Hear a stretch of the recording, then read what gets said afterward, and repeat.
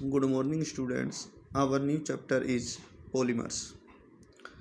Polymers की अगर बात करी जाए तो सबसे पहले इसका मीन समझने की ज़रूरत है कि जो चैप्टर है पॉलीमर्स उसके नाम का मतलब क्या है।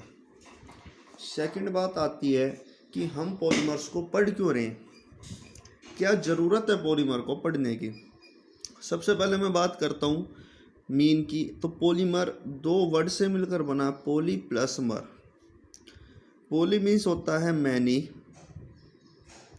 पॉली मीन्स क्या होता है मैनी, और मर मीन्स होता है यूनिट्स। मर मीन्स क्या होता है यूनिट्स, या इसको हम बोलते हैं मोनोमर, या इसको बोल सकते हैं स्मॉल मोलिक्यूल। क्या बोल सकते हैं? Small molecule. क्या कहा?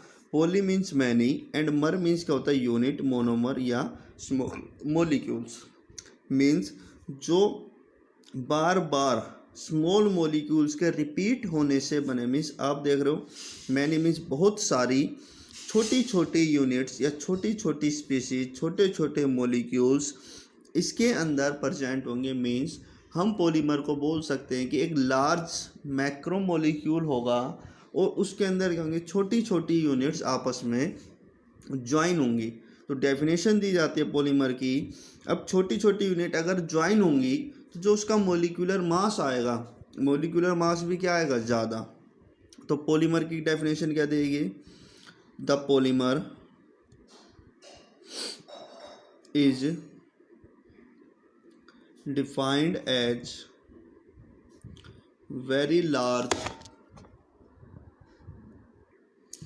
very large molecules having high molecular mass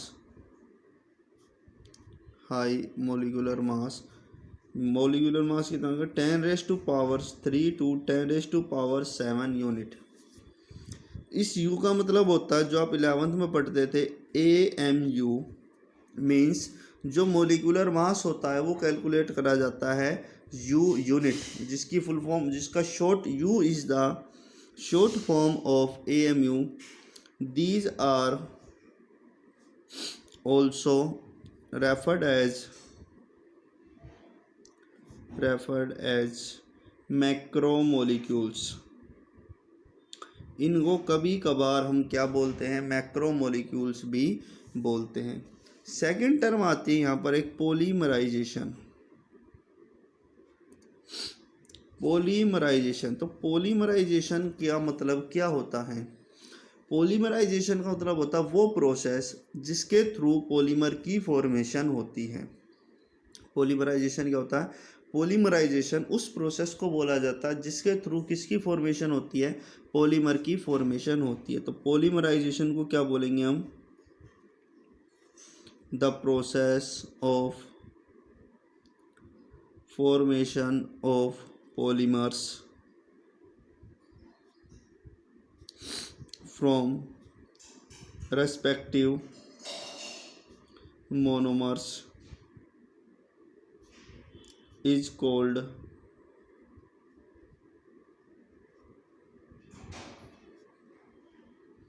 polymerization।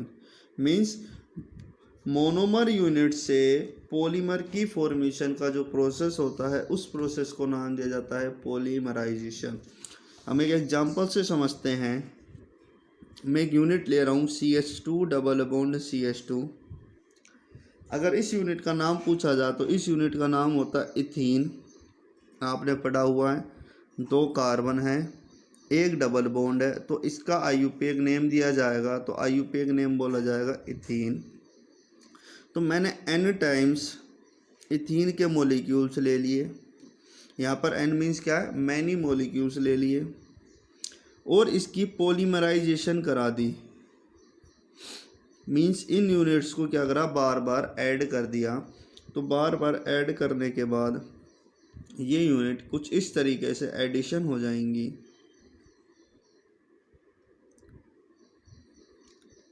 ये यूनिट्स क्या होंगी?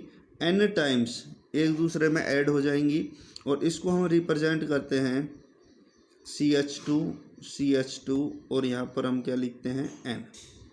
तो यह यूनिट है जो, इसका मतलब है कि जो यहाँ पर डबल बॉन्ड था वो डबल बॉन्ड ब्रेक हो गया, और वो डबल बॉन्ड ब्रेक होने के बाद ये units continue, double bond break हो गया, और डबल बॉन्ड ब्रेक होने के बाद ये सिंगल बॉन्ड और ये सिंगल बॉन्ड यहाँ पर ये रिप्रेजेंट करते हैं कि CH2 अगेन एंड अगेन एक दूसरे के अंदर ऐड हो रही है, और जिसको हम डिनोट कैसे करते हैं, CH2 bond CH2 and bond.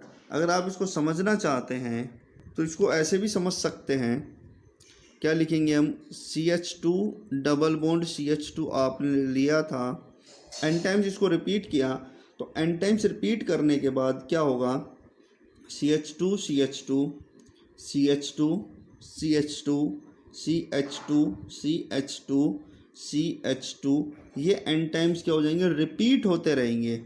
अब देखिए जो यूनिट्स थी स्मॉल, ये यूनिट क्या थी आपकी, मोनोमर। इसी का ही बार बार रिपीटिशन हमने किया, और रिपीटिशन के बाद देखें तो ये यहाँ पर एक CH2 यूनिट, फिर अगेन देखें तो ये एक CH2 यूनिट, फिर अगेन देखें तो ये एक CH2 यूनिट। मीन्स बार बार जो रिपीट होने वाले यूनिट है वो यूनिट क्या है, CH2 यूनिट है। तो हम इसको ऐसे ना शो करके बार बार simple bond CH2 bond CH2 और बॉन्ड लगाकर इसको n टाइम्स रिपीट हम कर देते हैं, जिसका मतलब क्या होता है, ये ऊपर वाला ही इसका मीन होता है। लेकिन इतने बार बार लिखने की वजह इसको एक शॉर्ट फॉर्म में हम रिप्रेजेंट इसको कर देते हैं।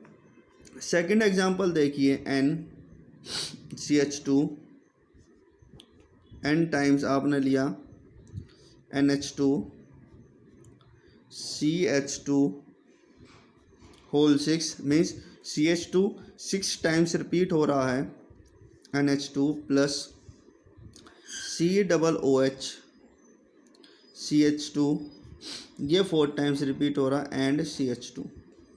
अब इसके अंदर देखा जाए तो ये फंक्शनल ग्रुप है अमाइन, आप इसको जानते हो, this functional group is known as amine and this functional group is known as carboxylic acid.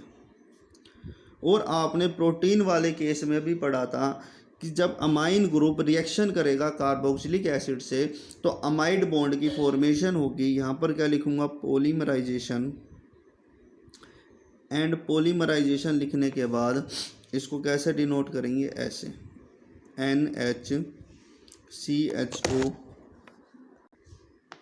NHCH2 whole 6 6 bar repeat हुआ, NH यहाँ से -H2O आपका बाहर निकलेगा, C double bond O CH2 4 times and C double bond O, और ये unit repeat होती है n टाइम्स, और इसको नाम दिया जाता है नाइलॉन 6 अब नाइलॉन 6 क्यों बोला जाता है, आप इस यूनिट में देखोगे तो कितने कार्बन के आइटम है, 6।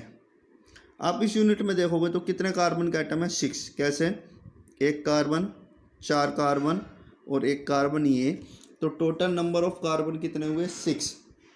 तो ये 6 रिप्रेजेंट करता है कि जिस मोनोमर यूनिट से ये डराइव हुआ है उस मोनोमर यूनिट में 6 कार्बन एटम्स थे।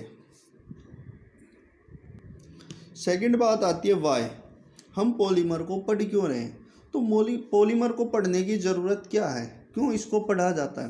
तो पॉलीमर को पढ़ने की ज़रूरत ये है, अगर हम लुक अराउंड अस, अगर हम अपने चारों ओर देखें तो चारों ओर देखने पर हम क्या देखेंगे कि चारों ओर हमारे जो सराउंडिंग में थिंग्स हैं वो थिंग्स किससे मिलकर बनी हुई हैं, पॉलीमर से बनकर बनी हुई है। फॉर एग्जांपल प्लास्टिक की आप बात करते हैं, प्लास्टिक क्या है, पॉलीमर है, अलग अलग तरह के पॉलीमर होते हैं, ठीक है। आप घर में क्या यूज करते हैं, स्विच लगे होते हैं घर में, वो स्विच भी किसके बने हुए होते हैं, पॉलीमर्स के बने हुए होते हैं। आप अपनी रसोई में कुकिंग के लिए कुकिंग पैन यूज करते हैं, तो कुकिंग पैन में भी क्या लगा हुआ होता है, एक टेफ्लॉन की कोटिंग होती है जिसको नॉन स्टिकिंग कोटिंग बोलते हैं। नॉन स्टिकिंग कोटिंग जिसको बोला जाता है वो भी किसकी बनी हुई होती है, पॉलीमर की बनी हुई होती है। तो हम अपने चारों ओर में पॉलीमर का बहुत ही ज़्यादा यूज करते हैं, जिसकी वजह से पॉलीमर को पढ़ने की हमें ज़रूरत होती है। Next article is classification of polymers. Classification of polymers. तो पॉलीमर्स का 4 तरीके से क्लासिफिकेशन किया जाता है। पहले क्लासिफिकेशन किया जाता है उनका based on source. Based on source means किस सोर्स से हमें पॉलीमर मिल रहे हैं, उस सोर्स के बिहाफ पर हम पॉलीमर का क्लासिफिकेशन करते हैं। सेकंड क्लासिफिकेशन करते हैं based on structure of polymer. Means जो पॉलीमर है उसका स्ट्रक्चर क्या है, उस बिहाफ पर पॉलीमर का क्लासिफिकेशन हम देखेंगे। थर्ड है मोड ऑफ पॉलीमराइजेशन।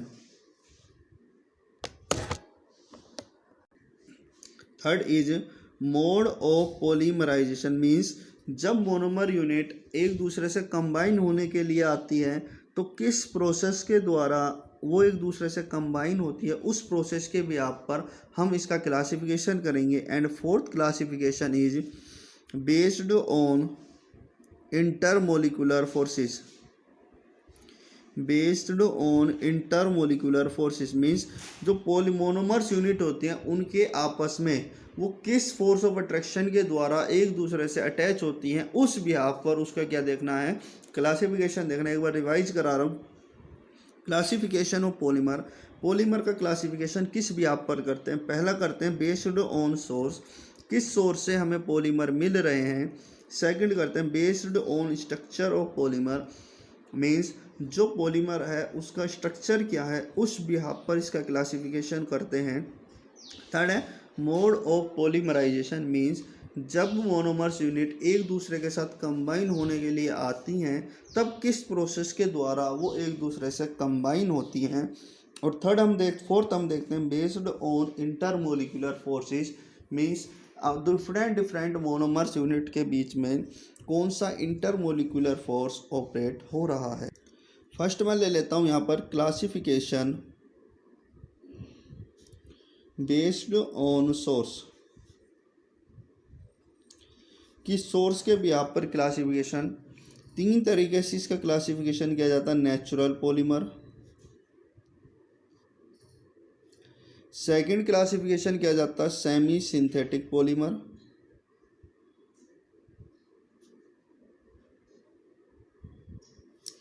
और थर्ड क्लासिफिकेशन किया जाता है सिंथेटिक पॉलीमर, या इसको बोला जाता है मैन मेड पॉलीमर। इसको बोला जाता है मैन मेड पॉलीमर। देखिए फर्स्ट बिल्कुल आसान है, नेचुरल पॉलीमर। इसका नाम ही सजेस्ट करता है आपको नेचुरल पॉलीमर। इसका नाम ही सजेस्ट करता है आपको, नाम क्या कहता है, नेचुरल मीन्स जो डायरेक्ट नेचुरल से मिलते हैं उन पॉलीमर को क्या कहा जाता है, नेचुरल पॉलीमर। तो these are found in plants and animals. Plants और एनिमल्स के अंदर ये पॉलीमर मिलते हैं। आप पढ़ चुके हो फॉर एग्जांपल प्रोटीन्स को आपने कहा था polymers of amino acid. Cellulose को आपने कहा था सेलुलोस को आपने कहा था polymer of beta glucose. Starch को आपने कहा था पॉलीमर ऑफ अल्फा ग्लूकोस। ये आप पढ़ चुके हो सारे। सेकंड देखिए सेमी सिंथेटिक पॉलीमर्स।